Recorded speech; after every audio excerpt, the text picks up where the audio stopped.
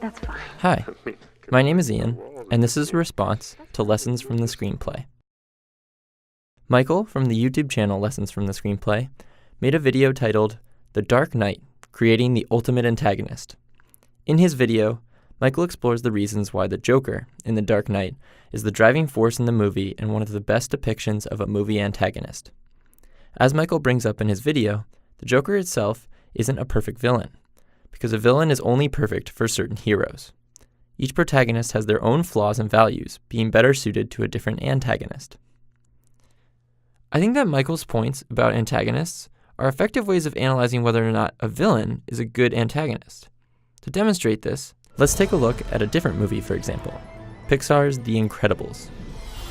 According to Michael, a good antagonist is 1. Exceptionally good at attacking the hero's greatest weakness. Mr. Incredible's greatest weakness is that despite being physically strong, he is irrationally afraid of losing the people he loves, lacking emotional strength. I can't lose you again! I can't. Syndrome in The Incredibles is great at attacking Mr. Incredible's emotional vulnerability. You're weak! And I've outgrown you. A good antagonist is 2. Good at pressuring the protagonist into difficult choices. Syndrome creates a robot that even he cannot destroy. Syndrome therefore pressures Mr. Incredible to choose to fight alongside his family and friends, risking the safety of the people he loves, and forcing Mr. Incredible to become emotionally stronger. Good antagonists also, 3, compete for the same goal as the protagonist. Both Syndrome and Mr. Incredible want to bring back the work of superheroes. Mr. Incredible wants to bring back the public faces of superheroes that fight to help save people, while Syndrome wants to sell inventions and make everyone a superhero. By competing for ultimately the same goal, Mr. Incredible and Syndrome's beliefs directly contrast each other, forcing conflict, and forcing Mr. Incredible to have to grow as a character in order to resolve these issues. Eventually, Mr. Incredible does grow and becomes part of a team with his family. That's my girl. The two movies we have looked at so far, The Incredibles and The Dark Knight, are superhero movies. Superhero movies typically have evil villain antagonists like the Joker or Syndrome. But I want to expand Michael's original argument to show that the antagonist doesn't need to be a villain in order to be an effective antagonist. According to Merriam-Webster's definition, an antagonist is one that contends with or opposes another. Based on this definition, we can still use Michael's 3 main points to evaluate non-villain antagonists. Let's take a look at 2 other Pixar movies, Toy Story and Inside Out. Unlike traditional superhero or action movies, there is no clear bad guy in either of these 2 films. Technically, Buzz Lightyear and Sadness are the antagonists in each of their respective movies. Let's look back at Michael's 3 main points again. Antagonists are exceptionally good at attacking the hero's greatest weakness. In Toy Story, Buzz Lightyear shows up as the exciting new toy. This takes the spotlight away from Woody, forcing Woody to have to deal with his greatest weakness, his need for control, and his difficulty sharing.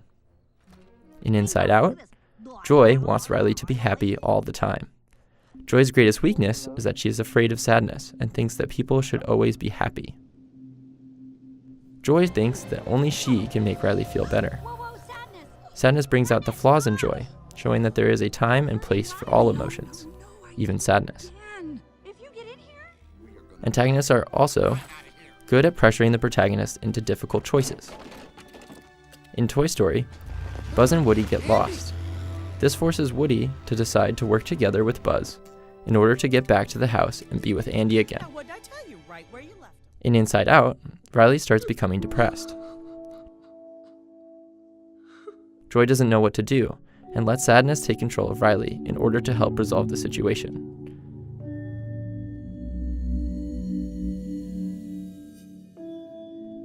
Three, good antagonists compete for the same goal as the protagonist. In Toy Story, Buzz and Woody both want to be great toys for Andy. Essentially, both want to be the center of attention. In Inside Out, Joy and Sadness both want to help Riley in her new life in San Francisco. Joy wants Riley to just be happy again, while Sadness wants to help Riley by letting her fully experience her sad emotions in order to eventually feel better. These three aspects will work together, and the protagonist will ultimately grow because of the antagonist's pressure. In Toy Story, Buzz and Woody can share the spotlight in the end and become friends, working together. They even team up against the villain of the movie, Sid, who isn't actually the main antagonist, but rather a common enemy for Woody and Buzz. In Inside Out, joy and sadness can also work together, along with the other emotions, to help Riley become an emotionally healthier person. You can see that by using Michael's same arguments, Buzz Lightyear and Sadness are great antagonists. It doesn't matter that neither of them are villains or bad guys. They are still strong characters that directly oppose the protagonist and ultimately push them to grow by the end of the movie. It's probably not important. Whoa! I have access to the entire curse word library. This new console is done.